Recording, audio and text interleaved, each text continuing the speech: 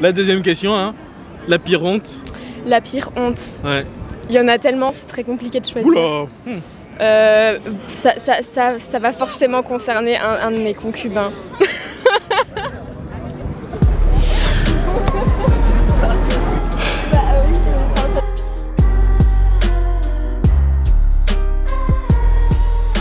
What's up YouTube, j'espère que vous allez bien.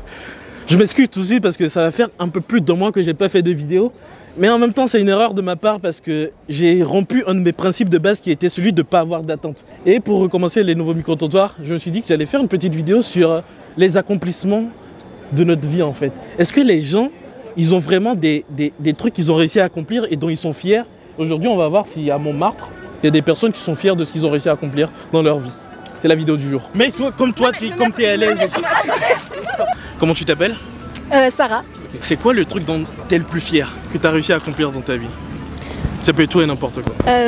J'irais peut-être réussi à m'accepter tel que j'étais par rapport à mes origines.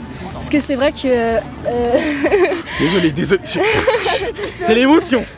Et disais c'était un truc de merde, désolé, je dis ça. Mais c'est pas un truc de merde, c'est trop bien. Maintenant, je suis très fière. Oui, mais en fait, quand j'étais petite, c'est vrai que je me faisais beaucoup harceler par rapport à ça. Et maintenant, genre, c'est une fierté parce que j'avais peur de ne pas plaire par exemple aux garçons, etc. Mais au final, je me suis rendu compte que j'étais acceptée quand même dans la société. Je me suis fait plein d'amis et voilà, quand je suis très fière. C'est trop beau, t'as l'émotion. Comment tu t'appelles? Pierre. Pierre. T'as quel âge, Pierre? 28 ans. 28 ans. L'expérience. Ce serait quoi pour toi le plus grand accomplissement de ta vie? C'est de faire venir Minerva du Mexique jusqu'en France. Et comment ça? C'est quoi l'histoire? Elle vient du Mexique. Elle vient du Mexique, elle a lâché son travail au Mexique pour venir vivre avec moi à Paris. C'est trop beau. Vous êtes rencontrés comment? Du mec? On s'est rencontrés à l'école, on a étudié ensemble à Toulouse. D'accord, ok. Ok, d'accord. Comment tu t'appelles? Je m'appelle Anaëlle. T'as quel âge? J'ai 16 ans. Ok. C'est quoi le truc que t'as accompli dont t'es le plus fier dans ta vie?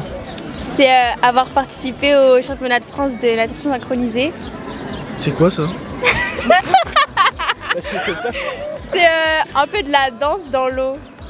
C'est trop stylé! Oui. Et vous avez fini combien? Vous avez parti... C'était quoi? On était 9ème sur 15. Non, c'est pas mal. 9ème sur 14, ouais, un truc comme ça. Mais c'est pas mal.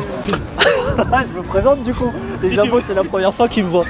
Bon bah salut, moi c'est Jérémy. Normalement je suis le caméraman de Rodrigue, mais là je passe de l'autre côté de la caméra pour interroger le petit frérot Tony qu'on a croisé du coup à Montmartre pour le micro-trottoir et la question qui est sur ta plus grande fierté. Donc quelle serait-elle?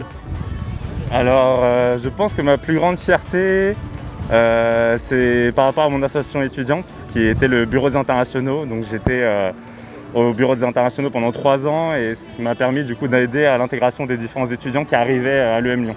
Donc ça, j'avais vraiment l'impression d'avoir un impact et c'était vraiment très gratifiant. Et c'était un tas vraiment, qu'on fait vraiment par plaisir. Et je sais pas si vous voyez, mes étudiants internationaux, ils sont hyper reconnaissants, donc ils sont toujours dans les remerciements, etc. Donc ça fait beaucoup de bien. Ouais. Ok. T'as fait ça pendant combien de temps?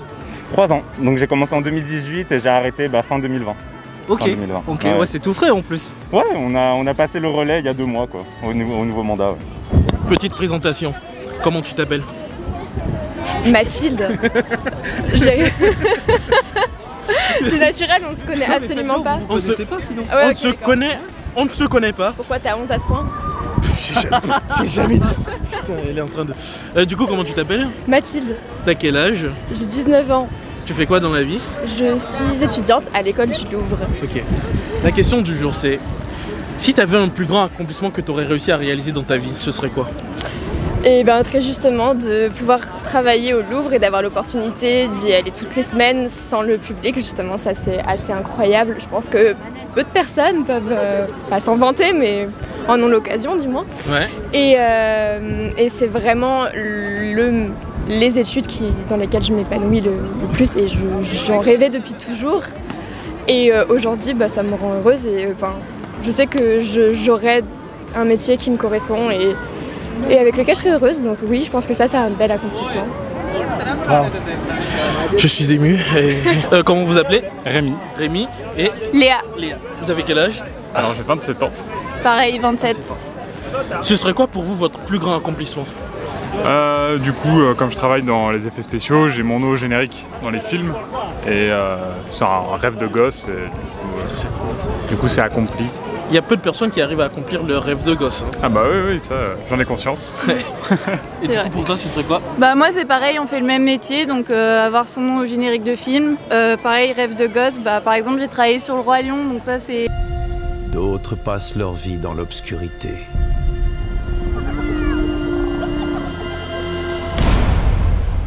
À quémander des miettes. Des gros accomplissements. C'est trop bien. Voilà. Et du coup, c'est avec votre travail vous vous êtes rencontrés? À l'école. À la même école. À l'école. École d'effets spéciaux justement. D'accord.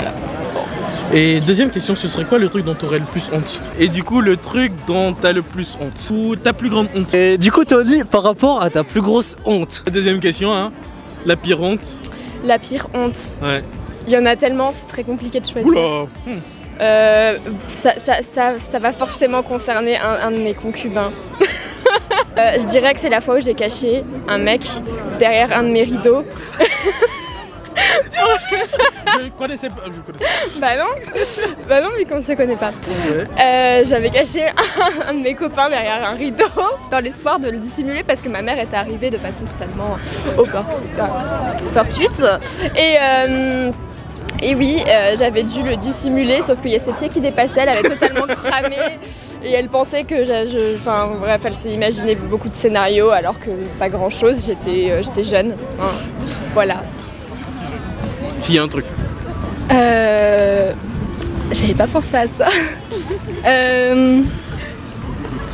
Je saurais pas dire. Tu saurais pas dire? Non. C'est pas grave, déjà le truc dont tu es le plus fier c'est beau. Oui. Parce qu'il n'y a pas beaucoup de personnes qui, comme tu le dis, les personnes je pense d'origine étrangère qui se retrouvent en France comme moi par exemple. C'était pas facile au début aussi de me sentir accepté. Mais au final, c'est à nous de faire l'effort de nous accepter nous-mêmes en fait, parce que si nous-mêmes on ne le fait pas. D'abord, faut s'accepter soi-même pour C'est être ça. accepté des autres en fait. C'est ça. C'est quelqu'un. Mais pourquoi vous voulez pas le faire aussi? Allez-y. J'ai aucune idée alors. C'est pas grave. Merci beaucoup. De rien.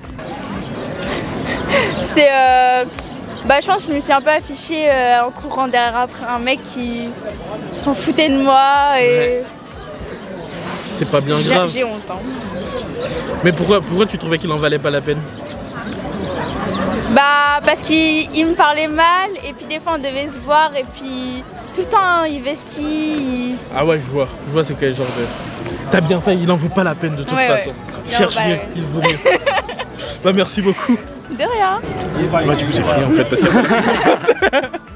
Ma plus grande honte, je pense que c'est quand j'étais en première année d'études après le lycée. Ouais. Il y a un de mes profs, j'ai fait une étude d'ingénieur pendant 1 an, ça n'a pas du tout marché. Ouais. J'étais très mauvais et il y a un de mes profs qui m'a dit t'es un peu, je sais plus, t'es bon à tout et bon à rien. Et ça m'a fait hyper mal. Ouais. Et voilà, je me suis vraiment senti vraiment mal ce jour-là parce que c'est vrai que j'ai abandonné l'école après et j'étais un peu perdu, mais bon, je m'en suis bien tiré après. Mais ce jour-là, voilà la preuve. Mais ce jour-là, j'avais vraiment honte. Au final, j'ai pas envie de dire que c'est pas une honte, mais c'est plus le professeur. Un professeur, ça se fait pas de dire ça à son élève en fait. Ouais, mais que j'y repense, je peux le comprendre. Parce que je faisais rien, parce que je faisais aucun effort, parce que ça me plaisait pas. Et lui, il veut juste avoir des élèves qui sont un peu motivés, même pas qui excellent, mais qui sont un peu motivés par ce qu'ils font. Et c'était pas mon cas. Donc, Je vois. voilà. Mais tant mieux parce qu'au final, je pense que t'es allé dans une branche qui t'a plus plu. J'ai fait autre chose après et ça s'est très bien passé à ce moment-là. Mais Ça a bien passé à ce moment. ouais, c'était, je pense, ma plus grande honte. D'accord. Merci beaucoup. Mais de rien. Il y a une fois où j'avais pris donc pas mal d'alcool un soir. Et comme tous les soirs, non et donc je devais partir en boîte. Et donc déjà je black out, donc je me souviens même plus de ce qui s'était passé, c'est mes potes qui ont dû me le raconter après. Et j'étais avec des potes de stage en fait, on était, je sais plus, c'était en 2017. Et en gros, on partait vers la boîte, moi je déambule les escaliers, etc. Au moment où on va prendre le métro pour aller en boîte, en gros, je tombe dans les pommes, genre au moment où je m'engage dans la bouche de métro. Et du coup je dégringole les escaliers.